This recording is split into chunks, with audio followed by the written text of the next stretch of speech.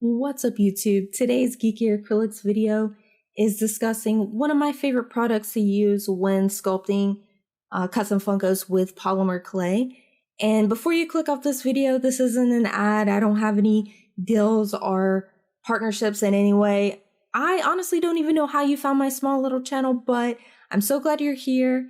I've been sculpting custom Funkos for the past 3 years now, using polymer clay, and I'm just here to create some tutorials and share some of the knowledge I've learned. So yeah, if you're new to the channel, if you're wanting to get started with customs, I'll link some of my older tutorials on how to get started with polymer clay.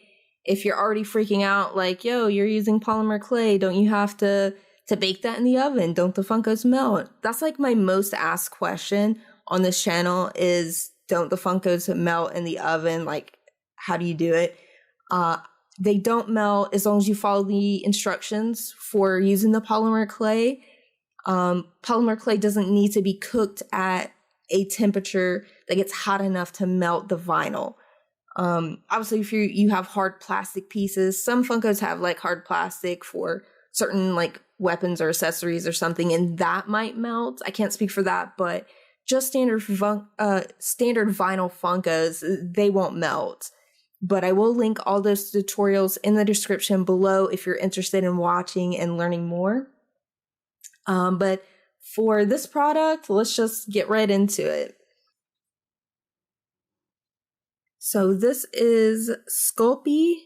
Now, what I'm using, it's hard to tell because, yeah, I've had this bottle for about a year, so the label looks awful and it's hard to read. So I'm going to pop up a product picture on the screen here because, yeah, this looks a little rough. It's also been rebranded. The bottle I have, I've had it for about a year, and it's Sculpey Bake and Bond.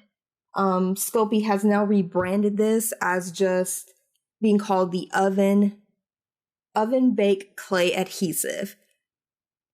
From what I'm hearing, I haven't used it personally, but it's apparently the exact same product. I'm hearing other sculptors talk about it, and it's literally just the same contents, just rebranded. Some stores are still selling the ones with the Bake and Bond label, but yeah, it's essentially the same thing. It's fairly inexpensive, so I think you can get it in bigger bottles, but for this 2 ounce, it'll run you about $7. I've seen it as high as $9. But generally, it's about $7, and it'll go a really long way. Like I said, I've had this bottle about a year. I use it quite frequently, and there's still a good bit left in here. It has the consistency and look of like that Elmer glue that you used to use in school. You don't want to use that. Don't use Elmer's glue with your Funkos. That's not going to work for you. This is actually a polymer based adhesive, so when it bakes, it's going to be just like the clay, the way the heat activates it, and it's going to bond and create something really durable for you. So this can work in several different ways. For this, you can adhere pieces of clay, like raw pieces of clay, together without blending them. I used this really heavily in this Dead Space Funko, because for this piece, there was a lot of armor details that I cut out the little shapes. Like you'll see these little armored pieces here. This entire like faceplate part of his helmet, I actually sized it. I cut it out and just put the adhesive on the back of the clay and adhered it straight to the face. Because obviously I didn't want to blend it all in and lose these like edges and stuff like that. So I relied on the Super Sculpey to bond it, and it turned out really well. These are really durable pieces, because not only is it going to get adhered better to the piece when you add on these little details, but you're creating a stronger bond.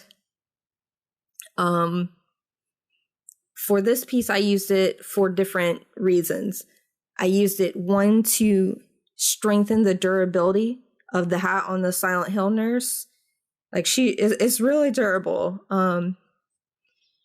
So I used aluminum foil inside of his. So there's some in here to give it that structure, that durability to stand up, along with some bacon bond. And so when this baked, it's really hard and it's not going anywhere. But I also used it on the bottom of the hat to adhere the clay hat to the clay bandages to make sure that this solid hat was not coming off of the head. And by doing that, you're creating something really durable that's going to last. I know that I'm confident when I create a custom like this for like a commission and I'm sending it out to a customer, I know that as long as they treat their custom with care, it's going to be really sturdy. It's going to last them a long time. And that's ultimately, what you want when you're creating art pieces like this. You want to feel confident that it's going to last. You can also use the adhesive to adhere it straight to the vinyl or to wood and other items like that. So like for this Travis Scott Funko, this is the Travis Scott Astro World Funko I did a while back. I created these locks of hair, and obviously if you just stick the clay onto his head, it's just not going to stick to the plastic.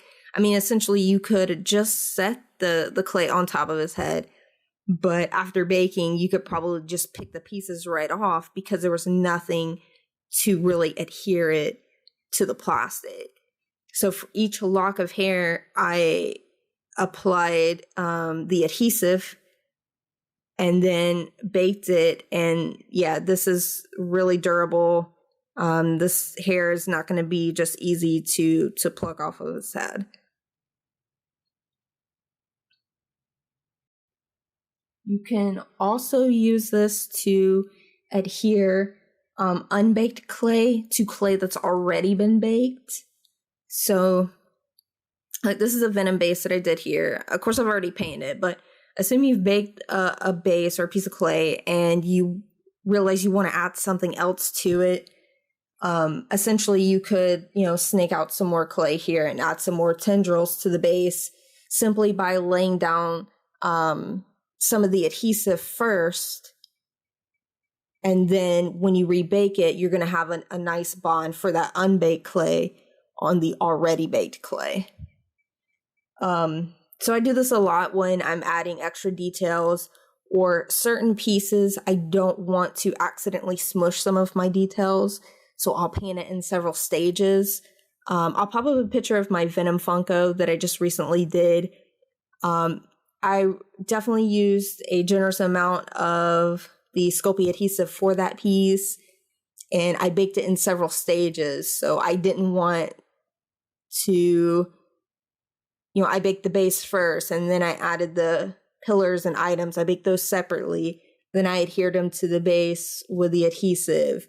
I baked the head, and then I adhered the head and the tongue together with the Sculpey adhesive and rebaked it again. So that one got baked several times. I've heard some people say, I read one review online where someone said that they rebaked their sculpt with the bacon bond, and like rebaking it was bad and it ended up making their sculpture not durable. And I don't know what they did, but like that's not really the case. You can essentially keep rebaking your piece. I'm pretty sure I baked him more than one time. The Venom piece was baked 3 or 4 times in the process. It doesn't make it any less durable. If you're having like cracks and breakage, stuff like that, then that means maybe you've gone too thin with your pieces.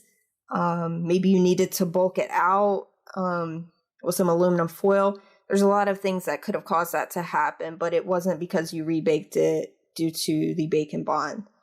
And you do have to bake it. Like some people are upset you have to rebake it to get that to like bond, like solidify. Like it's the heat activation that makes this polymer clay work. But it's totally safe. It's totally a great way to make durable detail customs. Another case of it would be adding like Sculpey, like adding your polymer clay, whatever brand, doesn't have to be Sculpey, but adding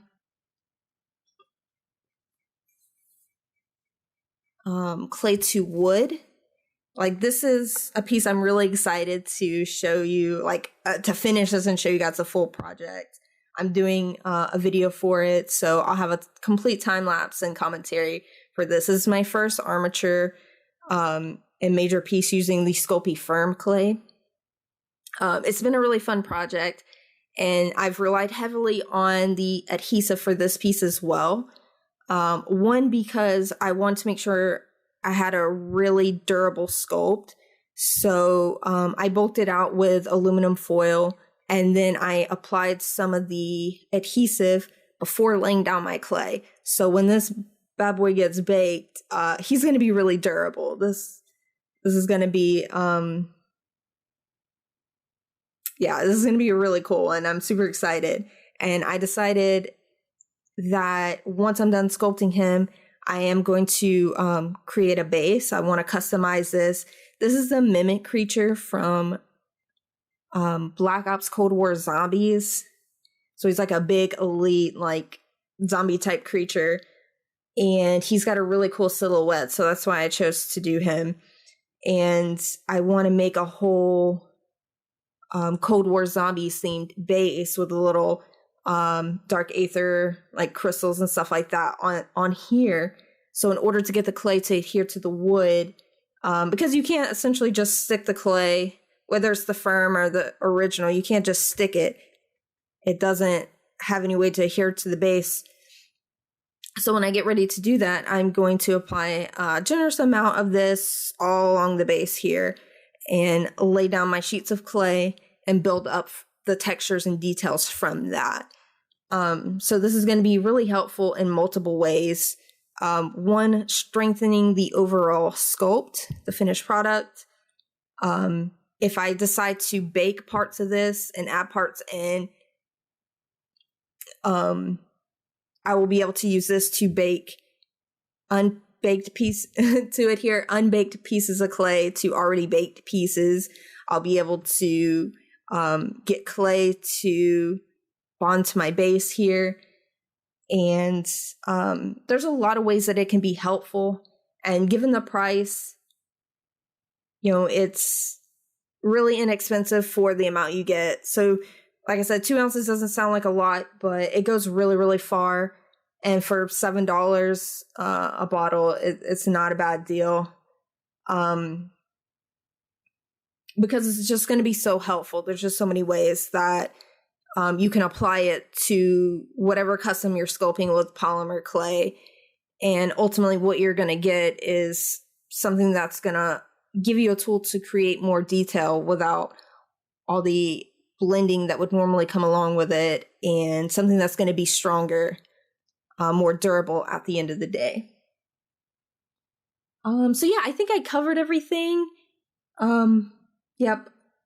Price about $7, pretty inexpensive for a 2 ounce bottle of this Elmer's glue like polymer based adhesive.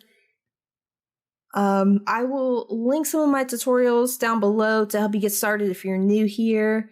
Some of my favorite sculpting tools and all of those things, I will link those as well. If you have any questions, maybe if I left something out, you have another question about the adhesive or just sculpting Funkos, customs, polymer clay in general, drop them in the comments. I try to answer everyone's questions.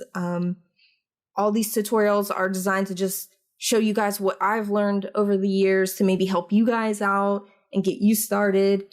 I have some cool time lapses coming up. Again, this large piece, it'll be a little ways away, but I got some other projects that will be coming out really, really soon. I try to get a video out to you guys every week. And I've been doing some YouTube shorts, like small little teasers and time lapses in between those. So let me know what you think of that. If you like the YouTube shorts being added in, that gives me a chance to show off some of my galaxy painted and more simple custom Funkos that I probably wouldn't do a full video for. But yeah, I hope you enjoyed, you found something useful here. Make sure to smash the like button for the YouTube algorithms. Subscribe if you want to see more of this, and make sure to hit that bell icon so you know when my videos go live each week. And I hope I will catch you on the next one. Bye-bye.